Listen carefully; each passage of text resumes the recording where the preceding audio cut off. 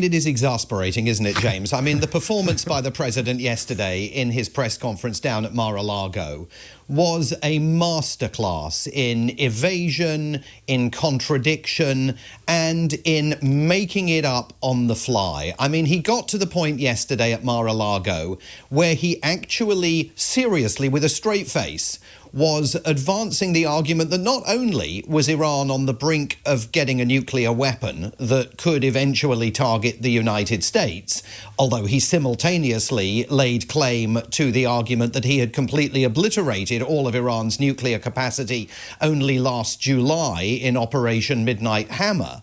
But he also advanced the claim that Iran was on the brink of taking over the entire Middle East. That, he said, is why he had to act. I mean, luckily they got in just in the nick of time and stopped Iran from taking over the entire Middle East. A completely false, specious claim. There isn't a single analyst out there that can find anything rooted in fact to support that claim. So he says we've won, but we haven't won enough.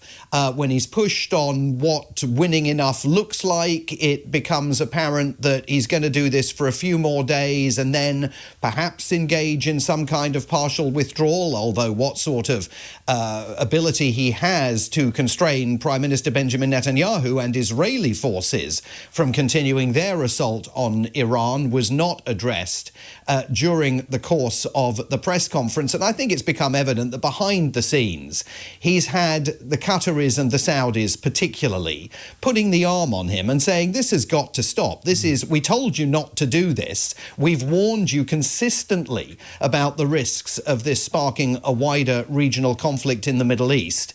It's laying waste to our economies. It's laying waste to cities like Dubai. It's putting our citizens at risk. You've got now to climb down. And buried in all of this, James, was the complete betrayal of the American people by a president who twice now, during the protests back in January, and then again 8 or 9 days ago when this war got underway, said to the Iranian people, first time round, help is on the way. Second time round, now is the time for action. Now is the time for you to seize control of your own destiny. But take a listen to the betrayal of the Iranian people by Donald Trump at the end of the press conference yesterday. You promised the Iranian people you would help them, but it sounds like you're willing to end this fight after your military objectives have wrapped up. Isn't that a betrayal of the people? Will I help them? I'd like to, if they can behave. But they've been very menacing. You know, they're great people. They have an amazing population. It's amazing, smart, brilliant, energetic. They have a great point. I'd love to help them, but they have to be in a system that allows them to be helped. And right now they're in a system that only allows failure. And I don't want that. And I want a system that's not going to be attacking us. We want a system that can lead to many years of peace. And if we can't have that, we might as well get it over with right now. Yeah, please. I think he had trouble hearing the question. So the early part of that, when he appears to be suggesting that the Iranian people have been menacing him, I think he was really talking there about the Iranian leadership. But as you head further down that answer, and he makes it clear that he can only help people who exist in a system where help is viable, and they unfortunately don't, that was absolutely pulling the rug out from beneath the Iranian people, for whom he's going to offer, it would seem, absolutely no assistance as he begins the process of wrapping this military campaign up. And of course, on both sides of the Atlantic, that means that the people who profess to be in favour of this action, because it would liberate the Iranian people or replace the regime or punish the human rights abuses and the years of oppression and suppression, with egg all over their faces. But it doesn't matter, because Donald Trump also gives them another reason why they should have supported the war in the first place, even though it completely contradicts the one that was given 10 minutes ago. But I think it's even more devastating for them than that, James, because again, in that press conference yesterday, he made it apparent that he's perfectly willing to carry on working and dealing with whatever is left of the regime. He doesn't much fancy Mojtaba Khamenei, the supreme leader's son, casting around looking for someone else to lead. But he again cited the example of Venezuela, where he says he's working with the woman he always refers to as Delcy Rodriguez, Maduro's number 2 in the old government, now running the show. And he thinks she's fabulous and we can just get stuff done with her. And, you know, the subtext of that message is we don't have to worry about elections and democracy and getting the Venezuelan people involved in this. I'm going to be the decider. He said that he and Benjamin Netanyahu mutually would decide when this was all going to wrap up, and that he must play a role personally in selecting the next Iranian leader. So this is not an Iranian democracy that he has any interest in fostering whatsoever. Yes, you're absolutely right, and I won't hold my breath for all the apologies and op-eds from all the people who insisted that this was a necessary corrective to the hideousness of the Iranian regime, because they were at the time completely ignoring the obvious reality of Donald Trump and what he was most likely to do. Does any of this, and this is a question I'm asking you for the 7 millionth time, does any of this matter in the context? I mean, his approval ratings are plummeting, aren't they? Unemployment figures are bad. Inflation, or at least the price of oil, is going to be going up, despite his attempts to calm things a bit yesterday, which were, a qualified success. Does any of it matter? Does anybody ever show signs of breaking ranks or pulling away from the Trump pantechnicon? Well, I think it matters in the sense that if he thought this was going to be a cakewalk and he thought that this was going to turn his fortunes around for the midterms, that certainly hasn't played out. And indeed, yesterday in that press conference, we went back to the whole issue of election interference and his argument that mail-in voting is a fraud. I mean, he's definitely returning to all of that very, very soon as an issue.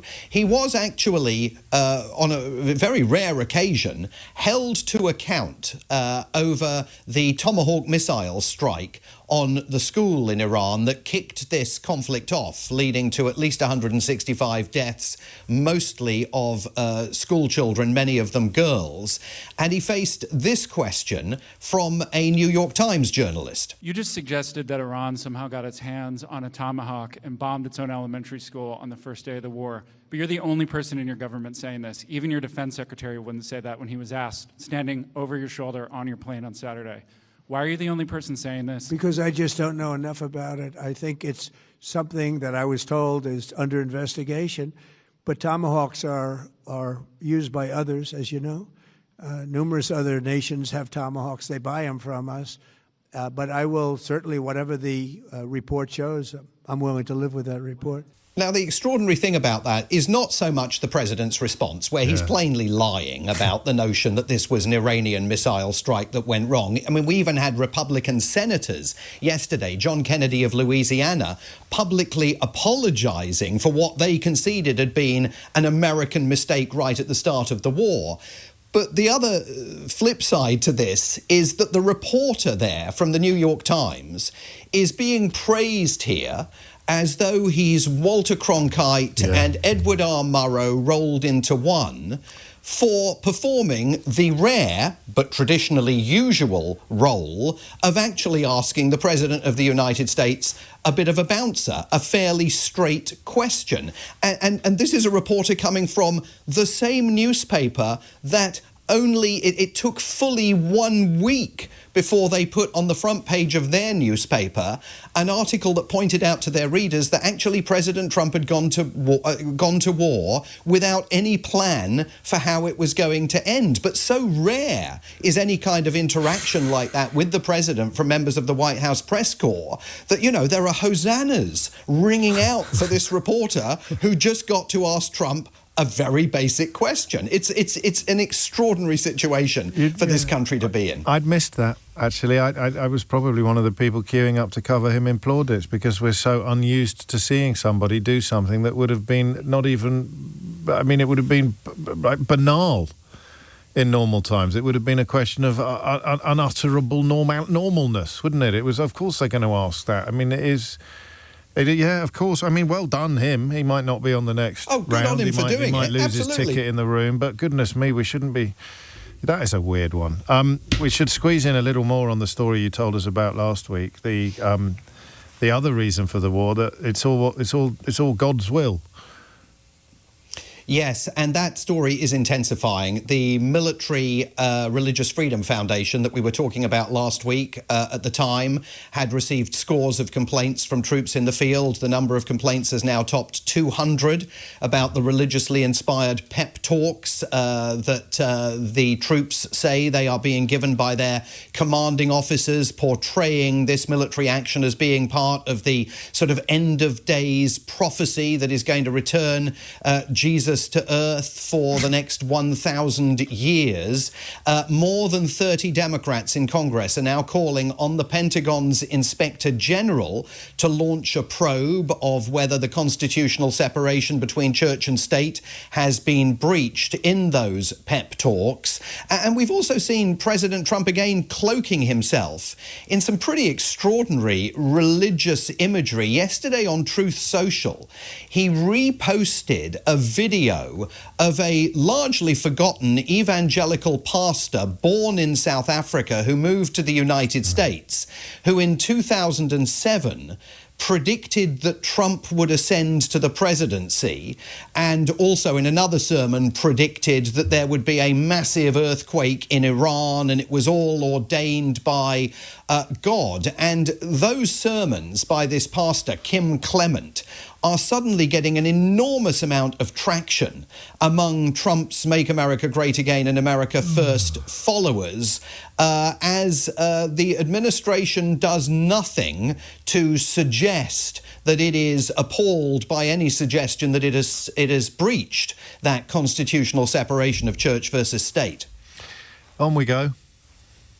We should. I mean, we haven't got we time. do indeed, James. But we haven't got time. We may catch up again tomorrow, or certainly before the end of the week, because I felt that some of the comments he made about the electoral system. Actually, I have got time. I'll tell you what it reminded me of. The way he talks about Iran being on the brink of conquering the entire Middle East is very similar rhetorically to how he talks about the Democrats having some nefarious plan to ride roughshod over electoral law. It's as if he's sort of softening people up for doing something hideous by pretending that the other people were about to do it first. Right or wrong? Yeah, there is no... Right. I mean, there's no question that we're coming straight back to the issue of election jiggery-pokery. Absolutely no doubt about it. He talks about it all the time. He yesterday suggested that he would not sign any piece of legislation into law unless and until the Save America Act is passed by the Senate. That is the act that would require voter ID this November. And if it doesn't get passed, it's extremely likely that he's going to issue an executive order requiring voter ID to be presented at polling stations all over the country, which, of course, the Democrats oppose because they argue it is an attempt at voter suppression. We are absolutely, definitely coming back to that story within a matter of days because he's going to take us there.